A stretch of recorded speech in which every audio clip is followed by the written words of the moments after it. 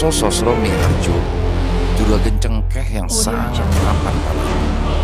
Sudah 10 tahun terakhir ini, sejak menikah dengan istrinya yang bernama Lasmini, dia meneruskan usaha milik mendiang ayahnya. Ya, usaha cengkehnya cukup berhasil. Berbekal titel insinyur pertanian, Santoso pun sukses mengembangkan usahanya menjadi lebih besar lagi. Dalam pernikahannya, Santoso dikaruniai 2 orang anak. Anak pertamanya bernama Rum, usianya kurang lebih 10 tahun dan adik laki-lakinya Panggi berusia 5 tahun. Mereka semua hidup bahagia di sebuah rumah yang besar gaya era tahun 60-an. Namun, itu rumah warisan dari mendiang orang tua Santoso. Santoso ini adalah anak tunggal. Untung saja orang tua Santoso dulu tidak memanjakannya. Jadi ketika ditinggal, Santoso pun bisa dengan lancar meneruskan usaha peninggalan orang tuanya. Sementara di situ juga ada 2 orang pembantu, yaitu Pak Slamet sebagai tukang kebun dan Mbok Urip sebagai ART. Mereka berdua juga hidup dan ikut tinggal di rumah itu bersama keluarga Santoso.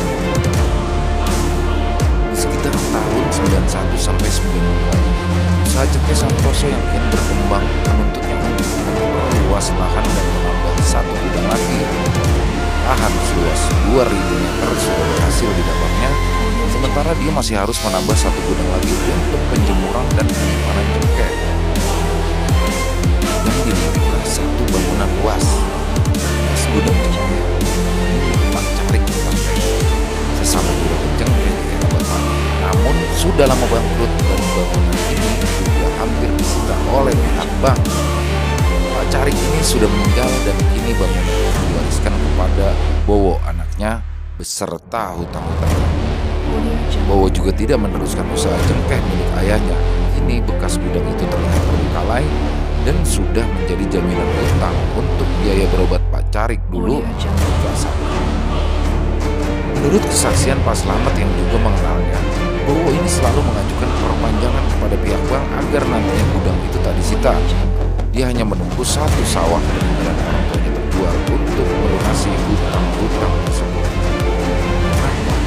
Kenapa Bowo tidak merelakan begitu saja? Karena di sini Santoso juga ingin membeli dengan harga yang wajar. Ternyata setelah ditemui Pak Santoso, Bowo memperlihatkan surat wasiat dari mendiang, yaitu ayahnya Pak Carik, yang mana salah satu isinya tidak memperbolehkan gudang itu terjual. Tapi dahulu Bowo sebagai anak tertua malah diam-diam menjadikan surat gudang itu lupa. Samping untuk kebutuhan hidupnya sendiri, sebagian uangnya juga digunakan untuk biaya berobat ayahnya. Itu menurut pernyataan Bowo. Pak Slamet yang juga ikut mengantar Santoso dalam pertemuan itu sebenarnya agak ragu dengan pernyataan Bowo tentang bagaimana uang hutangnya itu digunakan. Pasalnya, di desa Bowo terkenal sebagai pria yang gemar sekali berjudi. Dan singkat cerita, Santoso pun pulang dengan keputusan tak bisa memiliki atau membeli gudang luas itu. Sebenarnya dalam hati, ini sangat menyenangkannya karena tempatnya yang bagus dan strategis. Disinilah dia mulai memutar otaknya untuk bisa memiliki gudang itu. Saat itu dihubunginya petugas bank tempat Bowo berhutang. Kebetulan orang itu adalah temannya. Setelah Santoso menanyakan perihal tanah gudang itu, dia pun mendapat informasi kalau tagihannya sudah macet hampir 1 tahun dan akan segera disita oleh pihak perbankan. Jadi, situ Bowo mengajukan perpanjangan dengan alasan akan menjual sawahnya untuk melunasinya. Tapi nampaknya perpanjangan itu batas tenggangnya juga hampir habis. Berbekal informasi itulah, Santoso bersabar dan memantau perkembangannya sembari mungkin dalam hatinya dia pun berdoa buruk agar gudang itu disita dan dilelang oleh pihak bank. Dan singkat cerita, sekira 1 tahun kemudian gudang itu akhirnya disita juga oleh bank dan akan dilelang di kemudian hari. Kabar ini tentu cukup membuat Santoso senang. Dia benar-benar ingin memiliki gudang seluas 1.700 meter itu. Berbekal kenalan petugas bank, disinilah Santoso agak sedikit bertindak licik. Entah bagaimana dia bermain dengan petugas lelang untuk memenangkan proses pelelangan lahan gudang itu. Dan singkat cerita, hari pelelangan pun tiba. Sesuai prediksi, Santoso berhasil memenangkan lelang. Santoso pun menjadi pemilik sah dari tanah gudang itu. Sekitar beberapa bulan kemudian, setelah gudang itu digunakan oleh Santoso, mulailah terjadi kejadian-kejadian yang tepatnya dialami oleh semua orang yang menghuni rumah Santoso, termasuk Pak Slamet dan Bu Urip. Pertama-tama dialami oleh Pak Slamet dan Bu Urip. Malam itu sekitar pukul 1 malam, mereka berdua sama-sama mendengar suara langkah kaki atau bakiak yang berjalan menuju rumah. Tentu Pak Slamet dan Bu Urip jelas karena tempat mereka tidur berdempetan dengan benteng, tepatnya bagian paling belakang. Agak mustahil bila suara ini terdengar dari rumah utama karena jarak benteng dari rumah jauh. Urip Slamet yang tidurnya merasa terganggu akhirnya memutuskan untuk keluar dan memeriksanya. Suara bakiak itu masih ada. Ini mulai berjalan menuju dekat tempat yang sosok yang berjalan itu pun mulai terlihat. Wujudnya seperti orang biasa, namun rambutnya sangat panjang seperti seorang wanita. Sosok itu sekarang mungkin berdua yang sedang mengamati. Namun dia juga tidak pergi. Slamet segera mengambil kelewang untuk berjalan-jalan. Bu Urip saat itu mengira itu adalah orang. Kelewang kamu? Lagi apa di situ? Kata Bu Urip. Tapi sosok itu hanya diam saja. Saat itu terlihat tangannya saja yang sepertinya tengah menabur-naburkan sesuatu, sementara kepalanya selalu tertunduk. Untuk gambaran detil dari rumah Santoso ini tidak hanya sebuah tiap orang dewasa, jadi sosok itu terlihat separuh badan. Pak Slamet pun menghampiri sambil mengacungkan kelewang untuk menakut-nakuti, bermaksud mengusir orang itu, sementara Bu Urip ikut berjalan di belakang. Gus, pergi kamu, pergi, Pak Slamet. Tetapi orang itu tidak pergi. Ini malah terlihat tangannya yang menabur-naburkan sesuatu ke atasnya. Pak Slamet dan Bu Urip pun mendekati dan mendengai kembali. Wih, pergi kamu orang gila, Pak Slamet. Mendengar itu, orang itu pun lalu menoleh, dan disinilah Pak Slamet dan Bu Urip terkejut karena sosok itu tidak berwajah.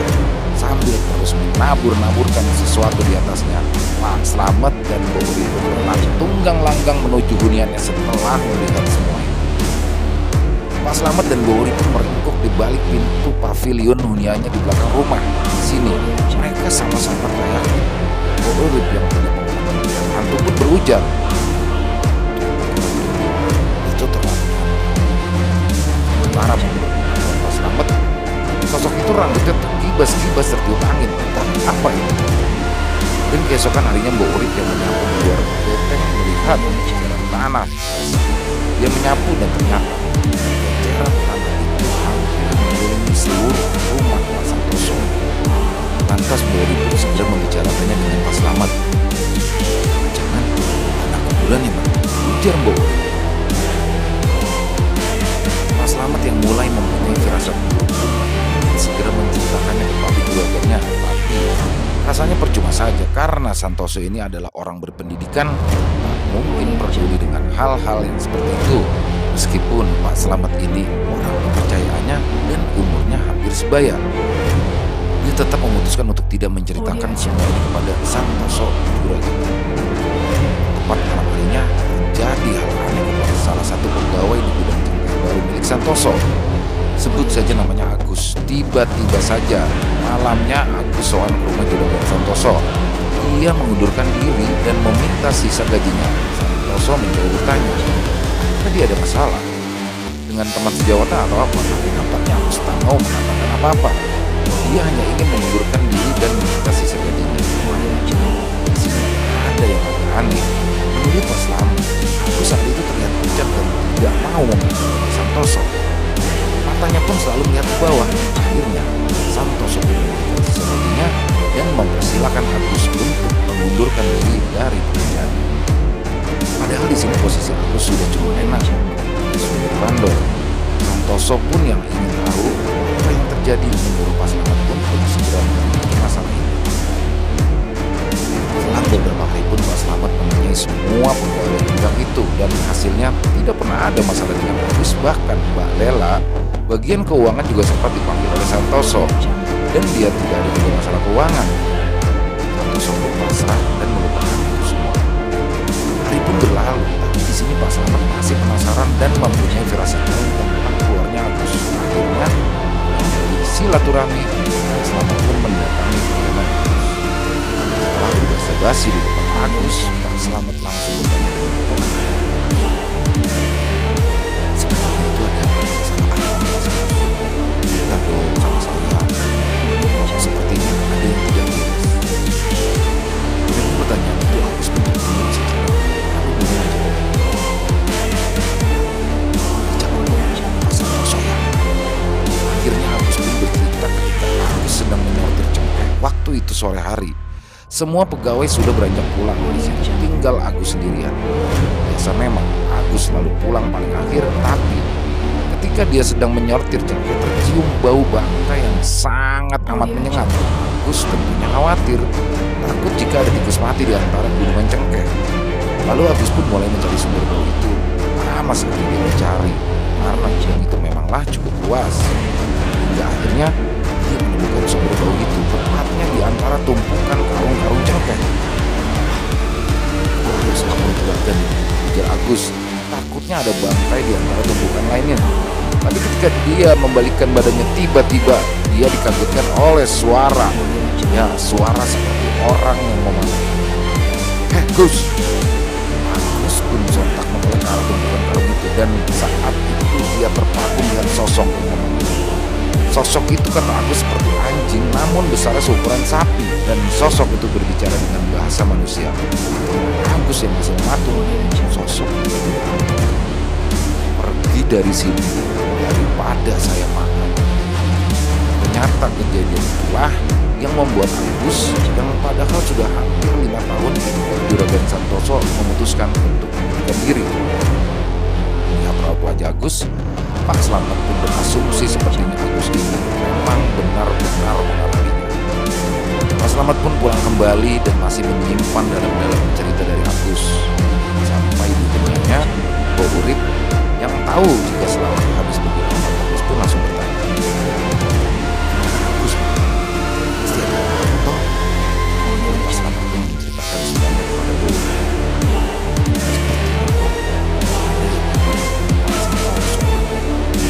Bo Urip menghindari pembicaraan itu karena tepat sehari setelah Bo Urip dan Pak Slamet melihat sosok berwajah itu, belum Santoso sakit.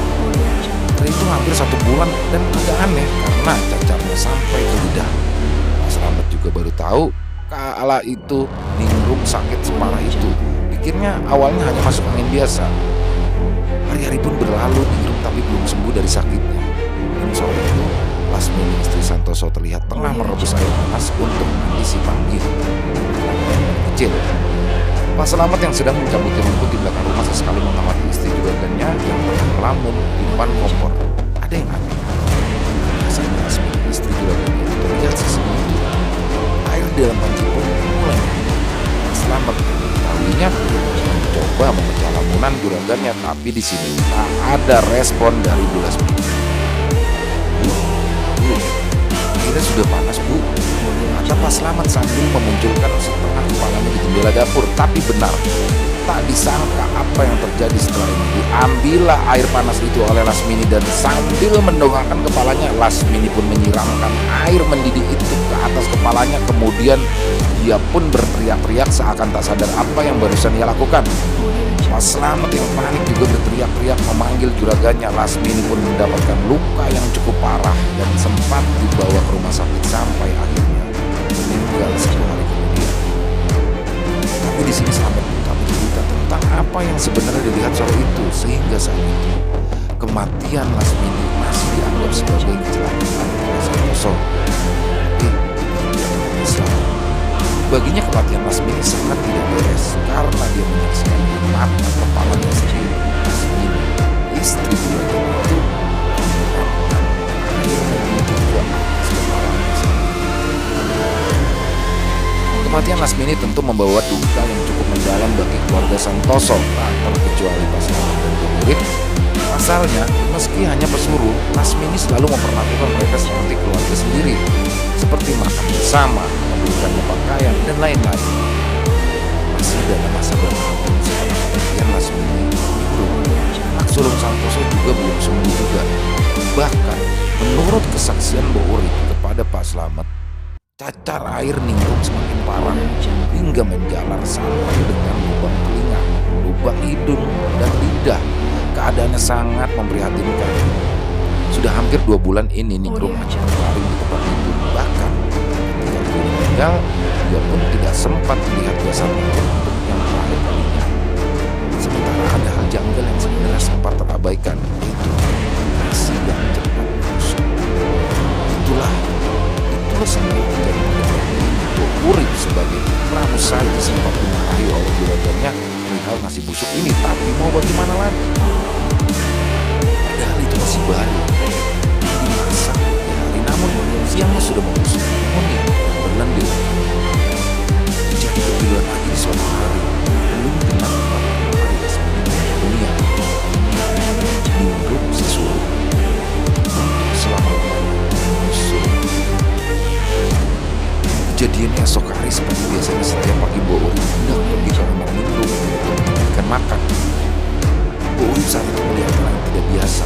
Ningrum tidur dengan kurang, dengan selimut yang menyingkap. Pelan-pelan Mbok Urip mencoba membangunkannya, tak ada respon. Disinilah Mbok Urip sudah mempunyai firasat yang tak enak. Dengan perlahan dia memegang kaki Ningrum yang saat itu sudah dingin. Mbok Urip langsung bergegas melaporkannya kepada juragannya. Santoso pun datang dengan wajah yang sangat panik.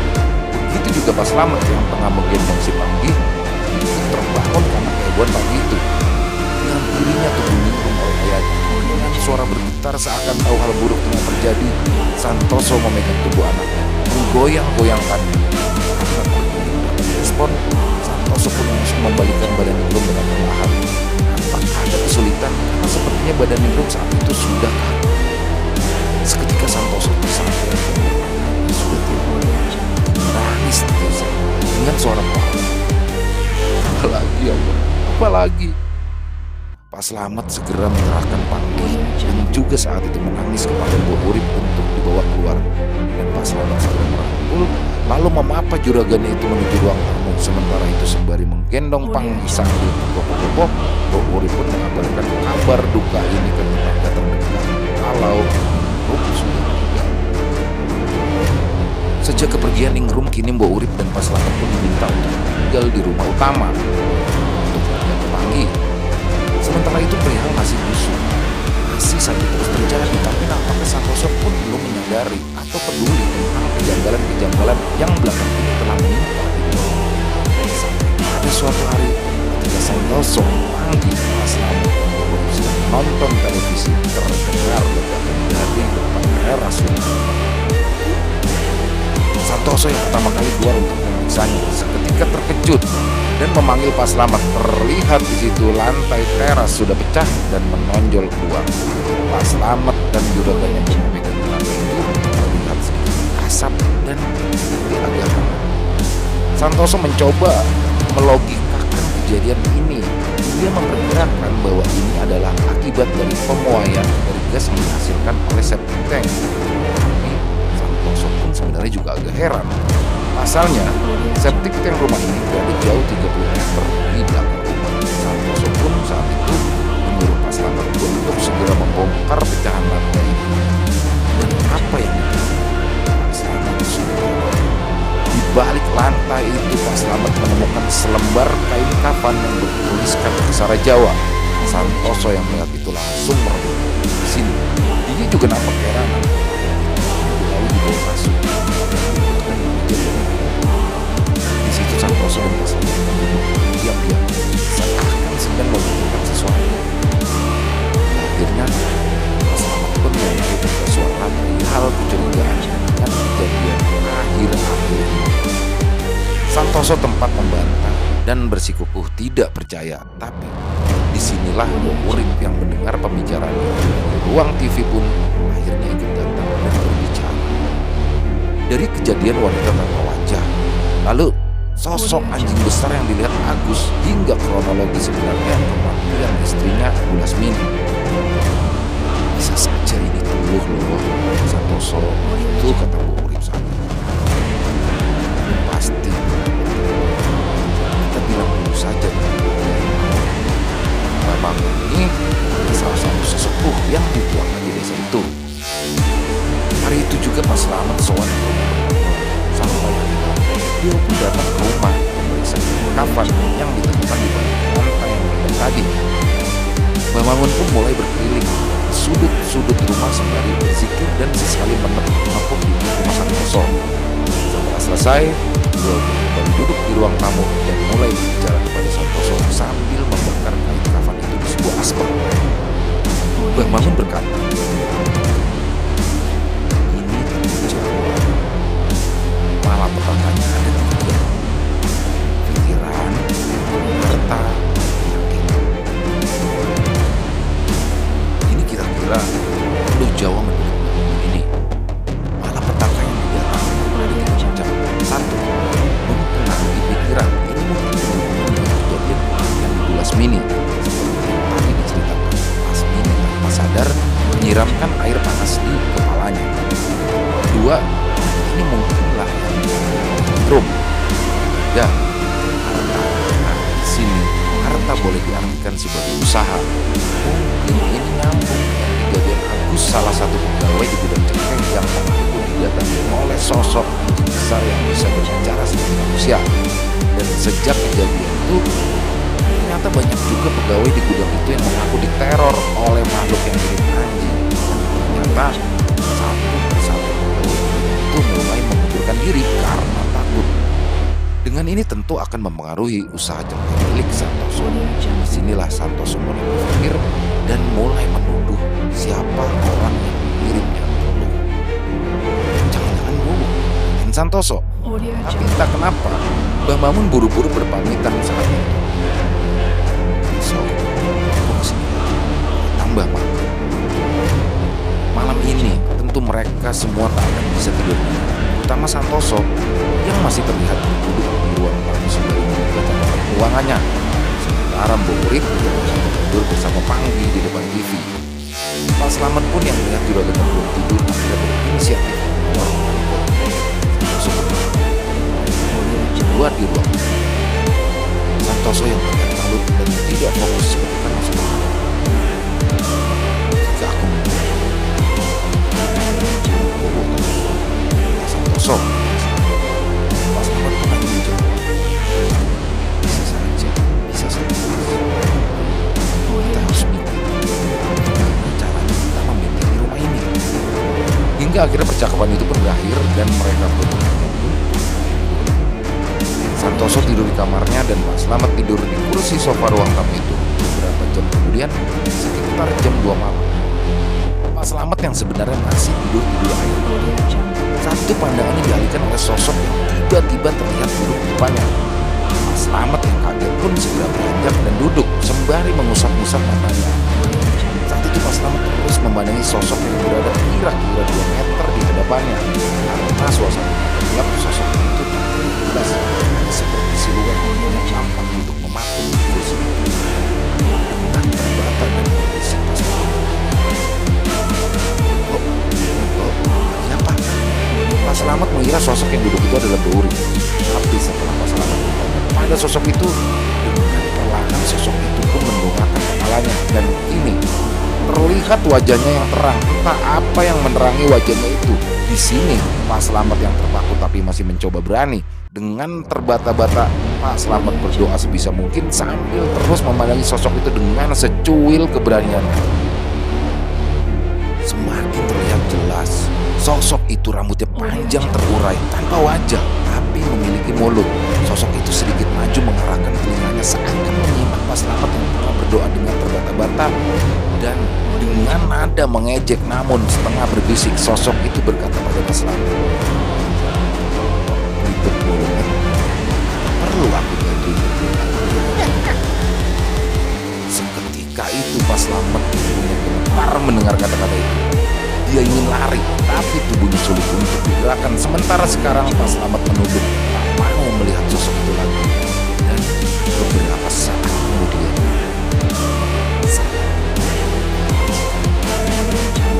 sosok itu berkata lalu kemudian. Dan tanpa disadari Pak Slamet yang ketakutan ini sampai kencing di celananya. Keesokan harinya pun Pak Slamet jatuh sakit.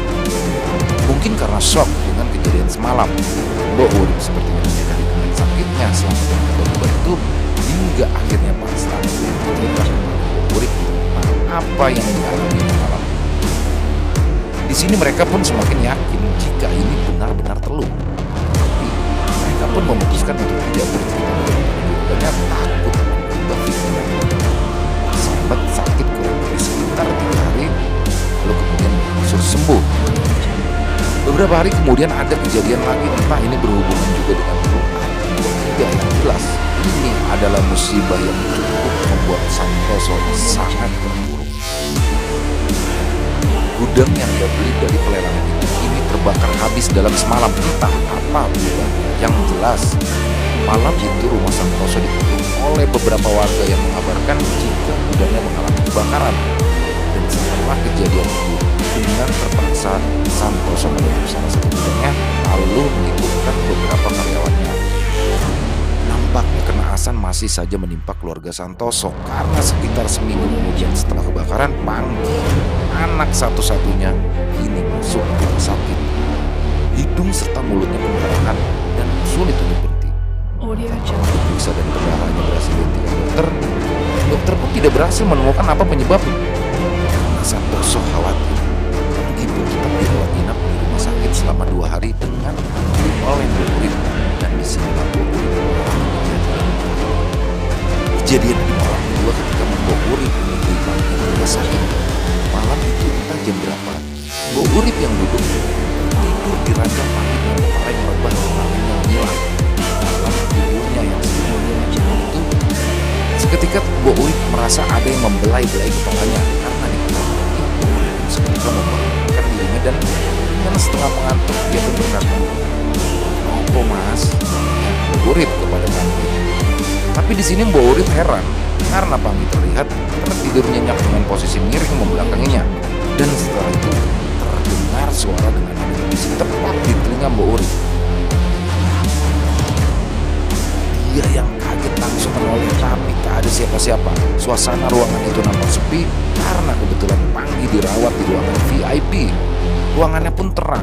Mbok Urip menoleh ke seluruh ruangan, namun matanya di sebuah ruangan kecil yang sepertinya pintunya perlahan membuka sendiri.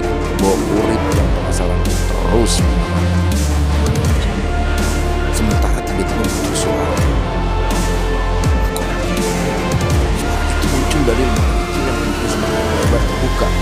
Dan dengan berani Mbok Urip pun menjawab perkataan itu. Siapa? Mbok Urip. Lemari itu pun semakin terbuka lebar. Dan menurut Mbok Urip, di situ muncullah sebuah kepala tanpa wajah, namun memiliki mulut persis seperti yang dikatakan selama tempo hari lalu. Perlahan-lahan kepala itu keluar dan menunjukkan seluruh tubuhnya besar sekali, kata Mbok Urip. Tingginya hampir menyentuh langit-langit. Sepertinya ini sosok wanita, jemarinya panjang, begitu juga kukunya. Terlihat seperti menari dan beberapa saat kemudian dengan pantang sosok itu berkata, "Aku sambar nyawa, aku mau jenguk." Saat itu ia berkata sambil melihat Panggi yang terbaring. Mbok Urip pun mencoba untuk tidak gentar dan berkata, "Tidak perlu, pergi kamu dari sini," jawab Mbok Urip sambil memegang pispor logam di tangannya. Tapi sosok itu malah tertawa-tawa. Mbok Urip yang sudah kacau balau pikirannya pun melemparkan pispor ke arah sosok itu sambil berkata, "Allah Akbar." Dan sosok itu Mbok Urip pun menangis dan meringkuk di lantai. Di sini sebenarnya Mbok Urip merasa sangat ketakutan. Ternyata semua gangguan itu belum juga selesai. Beberapa saat kemudian Mbok Urip dibuat semakin menangis ketika terdengar suara wanita bernyanyi lagu Jawa. Suaranya sangat merdu dan menenung di santero ruang. Mbok Urip sudah tolong sudah hentikan. Bila suara itu berhenti seiring azan subuh yang mulai terdengar. Tampak lalu lalang aktivitas di rumah sakit sudah mulai terdengar. Segera membuka pintu dan duduk di kursi depan ruang perawatan. Dia tampak pucat dan lesu-lesu. Untungnya paginya Panggi sudah bisa dikumpulkan pulang. Dan sesampai di rumah ada yang membawa. Sekarang diambil solusi kemarin. Peran anak atas keluarga. Lalu sekira 4 sampai 5 hari berlalu, ini sangat mengaji. Terlihat setiap dia yang selalu siap dengan baju kokonya 1 jam sebelumnya menunggu gurunya di ruang tamu. Mulai ngeyel mengajak ayahnya untuk sholat malam. Perubahan yang baik. Bisa dibilang 180 derajat tak seperti dulu. Dulunya Panggi adalah anak yang manja dan pemalas, tapi ternyata perubahan Panggi ini merupakan buah tabiat, istilahnya Jawa. Seseorang akan berubah sikap dan sifatnya saat menjelang ajalnya. Karena tiba suatu hari waktu itu sore setelah Panggi mengaji, listriknya kebetulan padam. Sementara Panggi masih ada tugas sekolah yang harus dikumpulkan esok hari. Akhirnya Panggi pun mengerjakan PR-nya dengan menggunakan teplok atau lentera. Diletakkanlah 2 lentera di samping meja belajarnya. Dengan ditemaninya, sementara Mas Slamet sedang sibuk mengambil romans di halaman belakang. Sampai beberapa saat kemudian, Santoso meninggalkan rokok di halaman belakang. Sambil melihat-lihat Pak Slamet yang terus mengutak-atik lampu rumah itu yang tak dinyalakan, dan tiba-tiba terdengar suara diiringi suara teriakan. Santoso dan Pak Slamet yang mendengar pun segera menghampiri ke kamar Panggi. Dan apa yang terjadi? Di situ kepala Panggi sudah berkobar dengan api. Panggi terus berlari tak berarah di kamar sambil berteriak-teriak sakitan. Di sini Santoso pun langsung mengambil selimut dan melumpuhkan ke kepala Panggi. Tapi setelah dibuka, nampaknya api itu belum juga padam. Dari belakang Bori pun memeluk Panggi dengan handuk basah. Lalu apinya mulai padam. Tapi nampaknya Panggi sudah terluka cukup parah dan segera mungkin dilarikan ke rumah sakit. Tapi 2 hari kemudian, Panggi pun meninggal menyusul minum dan teriak. Setelah sempat kesulitan bernafas karena paru-parunya berada asap, kejadian itu sangatlah cepat. Bagaimana mungkin lentera yang ada di samping mejanya itu pecah hingga mengenai kepala Panggi? Semua itu masih menjadi misteri. Dan kejadian itu pun semakin meyakinkan Santoso peluh yang bijak ini. Lantas, bagaimana kabar Mbah Mangun yang di rumahnya? Ternyata, sejak kejadian sore itu, Mbah Mangun sempat sakit. Menurut cerita Pak Slamet, Mbah Mangun sempat bertarung dengan sosok jin wanita tanpa wajah itu. Kita sebut saja Samber Nyowo. Tapi di sini Mbah Mangun menganggap Telu ini terlalu kuat jika harus dihadapinya seorang diri, karena inilah Mbah Mangun tidak menepati janjinya untuk datang di kemudian hari. Rasa berkabung kepergian Panggi masih hangat, dan belum sampai 7 hari di sini Santoso nampak gusar dan marah. Dia sama sekali tak berkonsentrasi dalam membaca tahlil untuk anaknya. Sampai akhirnya Santoso agak berlari menuju ke belakang rumah. Borip yang saat itu berpapasan di dapur segera memberitahukan itu kepada Pak Slamet. Terlihat Santoso sedang mengobrak-abrik ruang perkakas dan mengambil sabit, kemudian berlari melewati samping rumahnya. Pak Slamet pun mengejar sambil memberitahukan itu kepada beberapa warga yang masih berada di rumah selepas tadi acara tahlilan. Santoso ngamuk, begitu kata Pak Slamet. Warga pun kini berhamburan mulai mengejar Santoso yang saat itu ternyata berlari pergi ke rumah Bowo. Untunglah di situ ada pagar pembatas. Di depan pagar itu Santoso pun berteriak-teriak, "Warga mancing, sudah cukup ya sekarang. Kalau berani, ayo hadapi aku secara langsung. Ayo saling bunuh." Warga sama sekali tak berani mendekat karena Santoso ini memang sosok yang sangat dihormati di desa itu. Hanyalah Pak Slamet yang berani mendatanginya perlahan. "Mas, sabar mas, ini Pak Slamet saat itu. Ora iso Kang, Tapi untungnya Mbah Mangun datang kala itu, lalu merangkul dan mencoba menenangkan Santoso sambil merebut sabitnya dengan perlahan. Mbah Mangun pun berkata, "Sudah, sabar. Kita ini tidak bisa membuktikannya. Bisa-bisa kamu yang dipenjara." Tapi baru saja suasana meredam, Bowo pun malah keluar dari rumahnya dengan mukanya yang pucat. Dia berkata, "Ono apa so? Hah?" Sontak emosi Santoso pun kembali memuncak. Namun kini dia berhasil dipegangi oleh para warga. Nampaknya Bowo ketakutan dan terus berkata, Aku ora ngerti apa-apa, tenan." Di ujung pembicaraannya tampaknya Bowo keceplosan dan berkata, "Aku duwe salah, aku njaluk ngapura. Jika aku punya salah, aku minta maaf." Nah, dengan permintaan maaf ini tentunya sedikit menjelaskan bahwa memang Bowo lah si pengirim begitu. Pendapat ini pun juga diperkuat oleh karena memang dari dulu keluarga Pak Carik atau Wayan Bowo ini memang terkenal suka main halus dengan para orang yang tak disukainya. Dan orang satu desa pun juga tahu. Cuma karena hal itu seperti memang sulit untuk dibuktikan, akhirnya menjadi omongan belaka. Sempat mengira sejak kematian Pak Carik, ayahnya Bowo sudah hilang takinya, tapi ternyata sifat itu menurun ke anaknya. Hingga cerita setelah berhasil ditenangkan lagi, segera Santoso pun diajak pulang oleh Mbah Mangun dan Pak Slamet. Sampai di rumah, Santoso pun menangis jejer. Ia meratapi kehidupannya yang begitu tragis.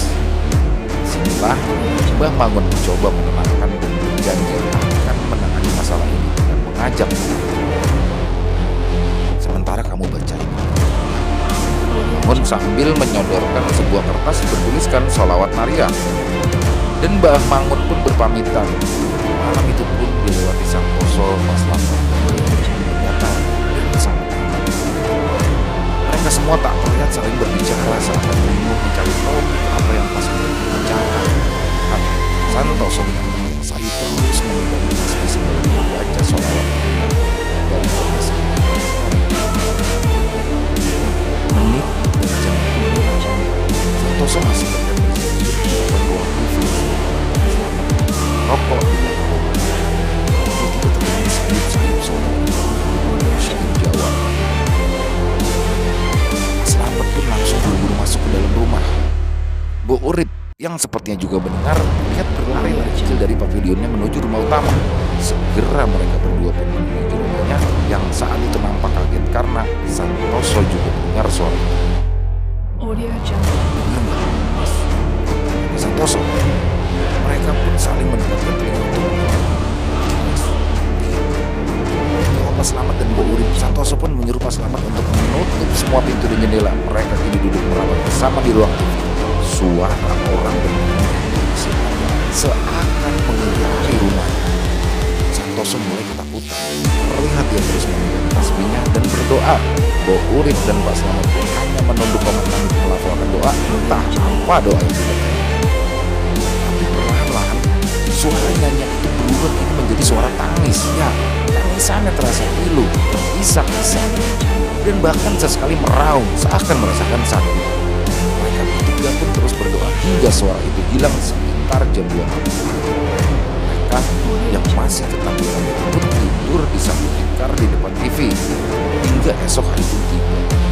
Bu Urip yang masih takut teringat kejadian semalam terlihat enggan melakukan pekerjaannya. Itu juga Pak Slamet. Santoso pun terlihat lesu. Mereka masih duduk berdiam bertiga di ruang itu hingga akhirnya Santoso jika semalam ia bermimpi ditemui oleh anak dan istrinya Asmini Ningrum. Dalam mimpi itu, Abdi dan Ningrum, anaknya hanya tersenyum, namun Asmini istrinya berbicara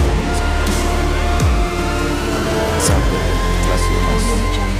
Aku sama anak-anak sudah enak sekarang. Kamu pasti bisa menghadapi. Sambil menangis Santoso pun menceritakan mimpinya. Malam harinya Mbah Mangun pun datang, namun dia sendiri. Pak Slamet pun gimana temannya Mbak? Udah, aku sendiri saja yang coba. Berdua ya, coba mau bangun. Pak Slamet pun hanya mengiyakan saja sambil menelan ludah. Mbah Mangun pun meminta Bu Urip untuk mengambil garam krosok. Dibawalah garam itu oleh Mbah Mangun mengelilingi rumah sembari uro-uro atau bernyanyi lagu Jawa. Santoso, Pak Slamet, dan Mbah Urip hanya diam menunggu di dalam rumah. Setelah selesai, Mbah Mangun pun masuk lagi ke dalam rumah. Dan di sini beliau sedikit bercerita. Dulu waktu Mbah Mangun masih muda, baru saja lulus dari pesantren, Jin Sabun sempat menangis Pak Cokro sampai tidak ada satupun yang bisa. Pak Cokro adalah tidak mengulang waktu pemilihan lurah tahun 60-an yang mana lawannya saat itu adalah mana tidak lain adalah ayah dari sepupu. Diduga kuat pengirimnya teluh ini ada dilakukan oleh Pak Carik, tapi memang hal seperti itu sulit sekali dibuktikan, dan sejak saat itu tak ada lagi warga yang mau berurusan dengan Pak Carik. Jadi di sini mulai bertanya, kalau diduga kuat bola yang mengirim teluh, apa perlu dibalikan saja Mbak ke Santoso? Tidak berguna. Kita tak akan ada bedanya kalau membalikan teluh itu kepada si pengirim. Jawab Mbah Mangun kala itu. Intinya kita tidak perlu membalas. Jika kita membalas berarti kita sama jahat. Tak terasa mereka berbincang cukup lama hingga akhirnya pembicaraannya dihentikan oleh suara ketukan di pintu depan rumahnya. Lihat dengan siluet nampaknya ada orang. Pak Slamet pun membukanya, namun sedikit ketika dia tidak melihat siapapun. Dibanding itu, dia yang mulai Mbah Mangun dan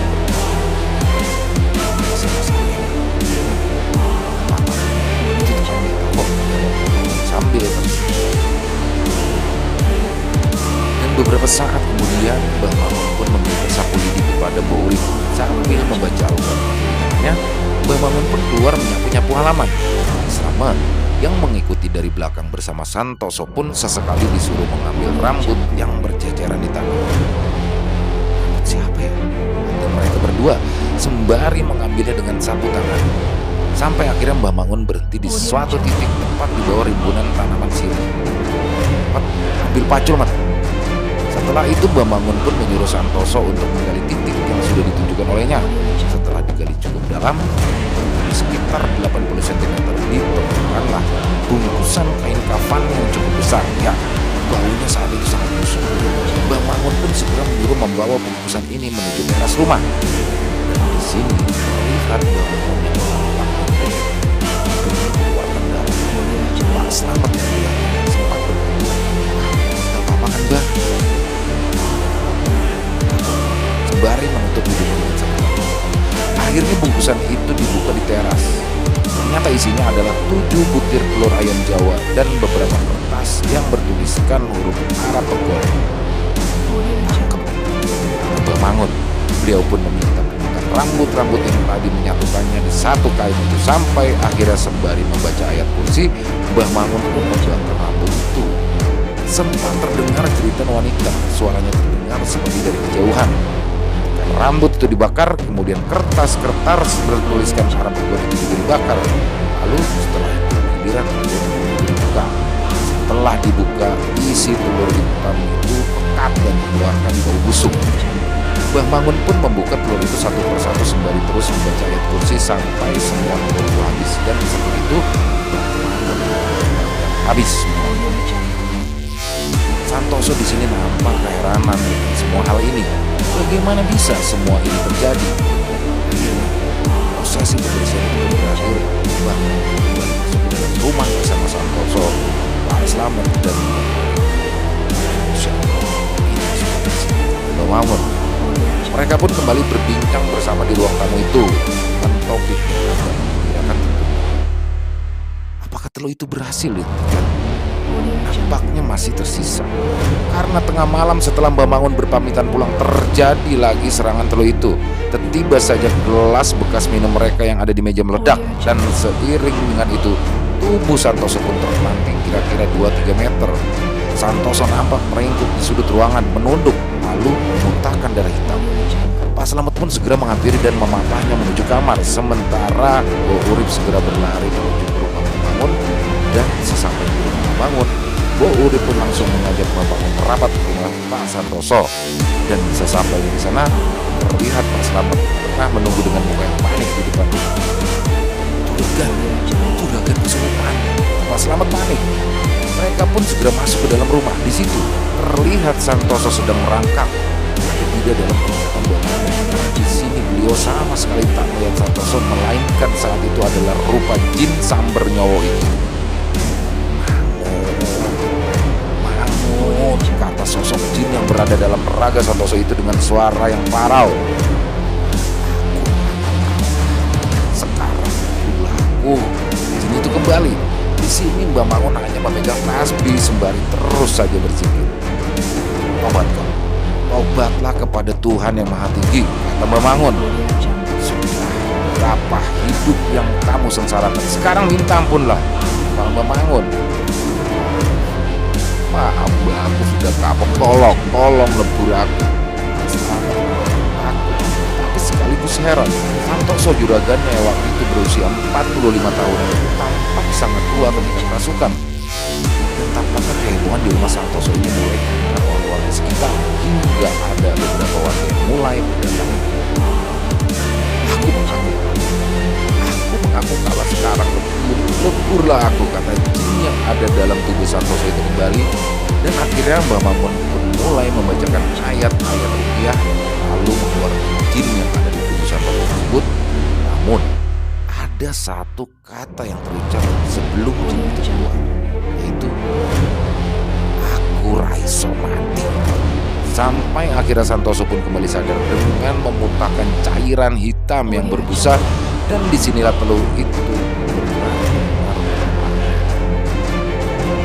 Jawa ini dahulu dikenal bernama dengan media jin untuk memberikan penyakit dan mempengaruhi pikiran yang ketujuh. Misalnya, ada yang berhasil selamat. Nyatanya kurang dari setahun, keluarga Santoso, namun di sini Santoso berhasil selamat.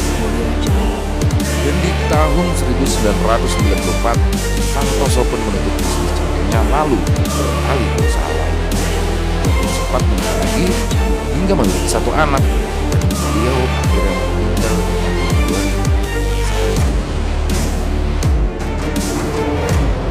2000. Setelah keselamatan Santoso, beliau akhirnya pulang ke tempat asalnya di Wonosari Kidul. Selamat akhirnya hidup bahagia bersama cucu-cucunya meskipun beliau sudah sembuh. Sekian cerita dari keluarga Santoso ini, semoga bisa diambil hikmah baiknya. Mohon maaf apabila ada kesalahan dalam cerita ini, maaf. Dan untuk teman-teman yang mungkin punya komentar atau pendapat yang lain, silakan bisa tulis di kolom komentar ataupun kita sekedar kita saling bersama. Lalu yang suka bisa di-klik tombol jempolnya. Lanjut, untuk yang suka dengan video ini silakan bisa di-klik tombol like-nya. Yang belum subscribe, sekali lagi kami mohon tombol merahnya agar teman-teman bisa terus mendapatkan notifikasi dari konten-konten kami yang berikutnya yang pasti tidak kalah horornya. Baiklah, sampai di sini dulu perjumpaan kita. Sampai jumpa lagi di konten-konten kami selanjutnya, masih bersama Extreme Movie bersama saya Ilo. Salam sehat, sukses selalu.